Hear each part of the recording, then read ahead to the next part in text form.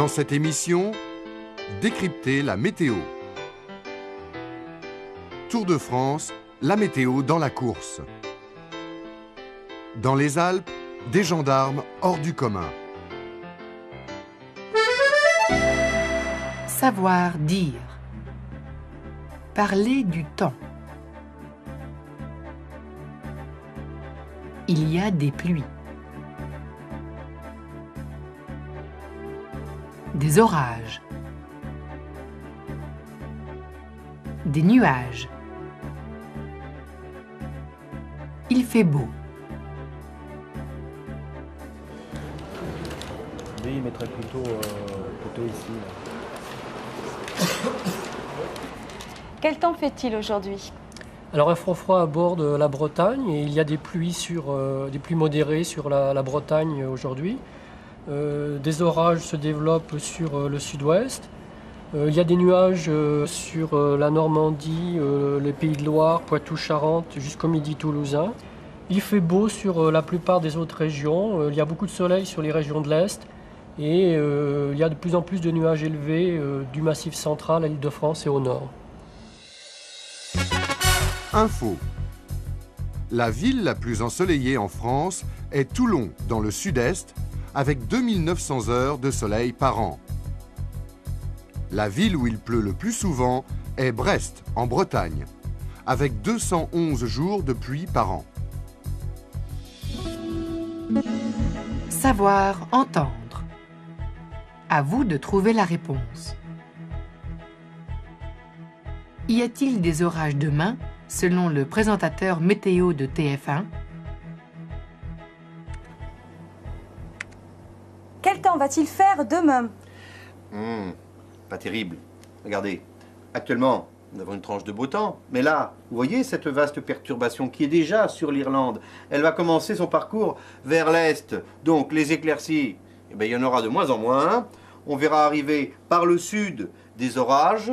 Et puis en fin de journée, cette ligne de nuages sera sur la France avec de la pluie, du vent, éventuellement quelques coups de tonnerre. Et puis après, le soleil reviendra, mais il faudra attendre. Compris. Il y aura des orages demain. Rencontre. Tour de France, la météo dans la course.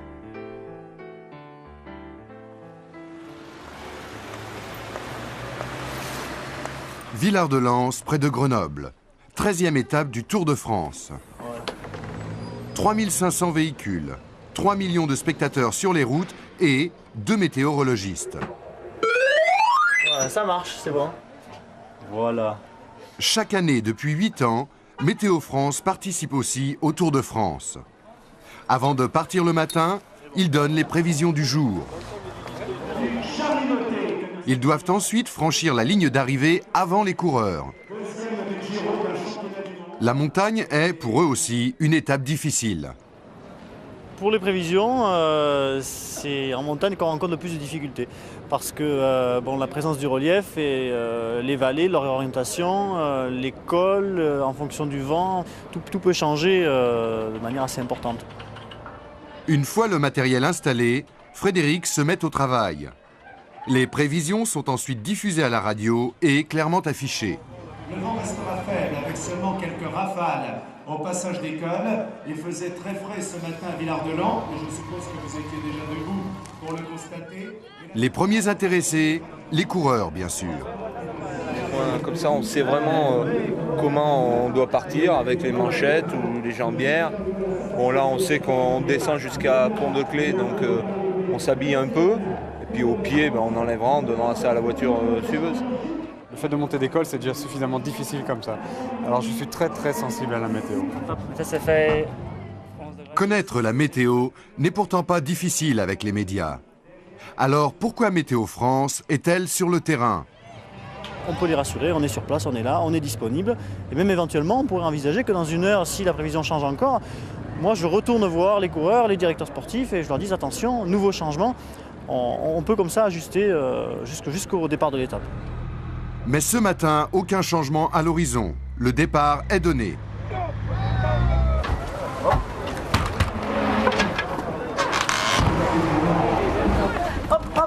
Et départ pour eux aussi.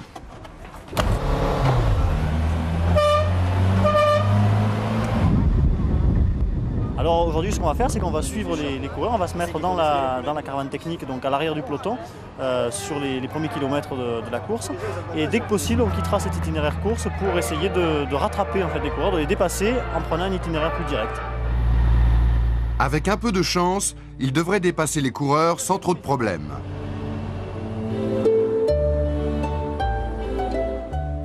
Et c'est chose faite.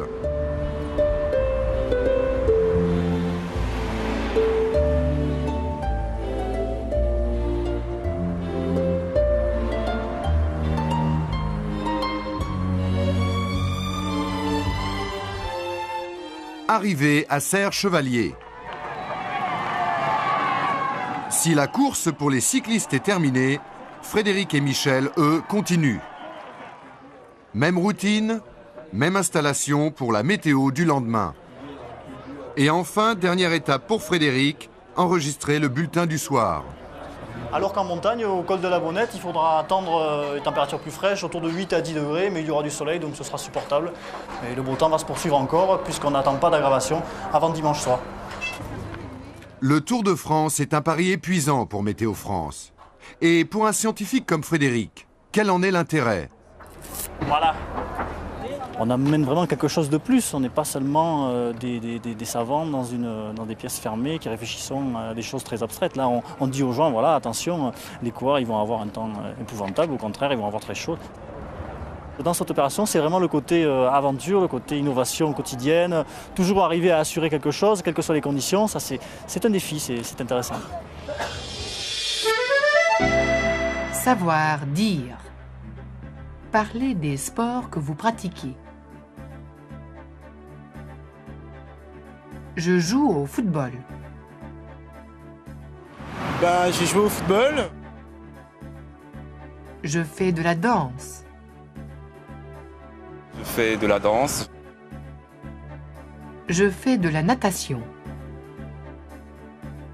Je fais de la natation.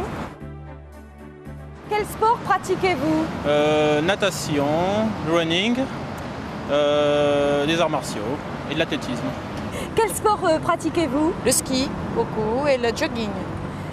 Du foot, du ski, de la voile. Quel sport pratiquez-vous? J'ai joué au football et c'est tout. Vous faites du sport? Je fais de l'équitation. Je fais de la danse, je fais un petit peu de basket. Quel sport faites-vous? Un petit peu de tout. Je fais du hand, du volley, je fais de la natation. Voilà. Info. Chaque Français fait 8 minutes de sport par jour, mais 5% pensent que c'est une agitation inutile. Savoir dire. Dire pourquoi vous faites du sport. Pourquoi? Parce que ça me détend. Pourquoi je fais du sport? Parce que ça me détend. Pour avoir une bonne santé. Pour avoir une bonne santé. Pourquoi vous faites du sport? Pour me maintenir en forme, non? Parce que ça me permet de sentir mon corps. Pourquoi je fais du sport? Parce que ça me détend, ça me relaxe, ça me permet de voir des amis. Pourquoi? Pour se sentir bien, pour avoir une bonne santé. Voilà. Avoir toujours une bonne silhouette, maintenir le corps, c'est très important. Info. Les sports d'aventure sont de plus en plus populaires. Le nombre d'adeptes de l'escalade a triplé en 10 ans. Rencontre. Dans les Alpes, des gendarmes hors du commun.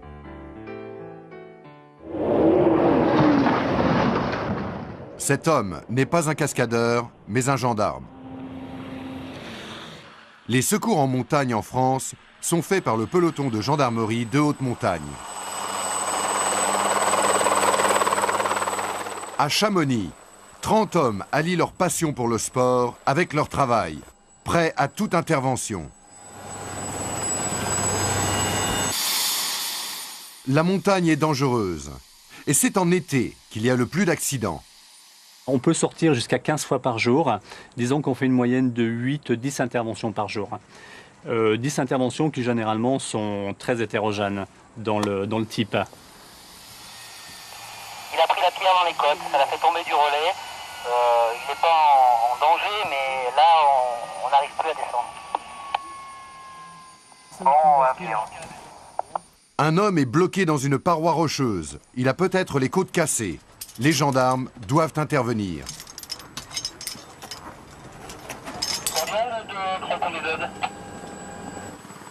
Les causes d'accidents sont diverses. Chute de pierre, chute de glace, mais aussi l'imprudence et l'inexpérience de certains alpinistes.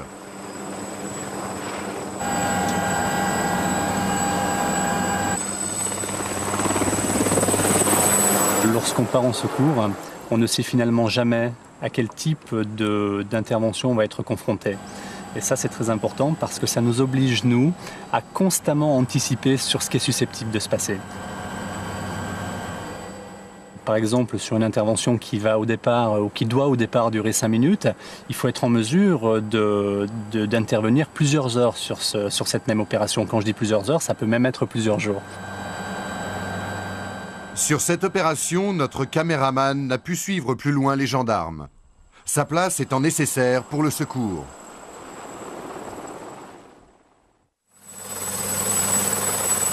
La vie de l'alpiniste n'est pas en danger, mais il doit recevoir des soins. Les gendarmes, eux, repartent. Le secours en montagne exige du courage, de la bravoure, comme l'explique le capitaine Timothée. Ce sont des hommes de caractère. Ce sont des hommes qui aiment l'effort physique, qui ont un sens aigu du service public, car vraiment l'engagement physique au point, je dirais, d'être conscient à certains moments de prendre des risques pour autrui, eh bien, je pense que c'est réellement un engagement moral et psychologique. C'est un travail qui n'est pas pénible parce que les gens sont passionnés par la montagne. Mais c'est un travail très exigeant parce que la montagne, il est. Finalement, on arrive à faire au travers de notre travail, ou plutôt par le biais de notre travail, ce que l'on ferait peut-être pendant nos loisirs ou tout le reste de l'année. Tous les gens, je pense, qui travaillent avec moi vous diront que c'est un métier passionnant et peut-être que quelque part le risque fait partie du plaisir que l'on ressent à faire ce métier.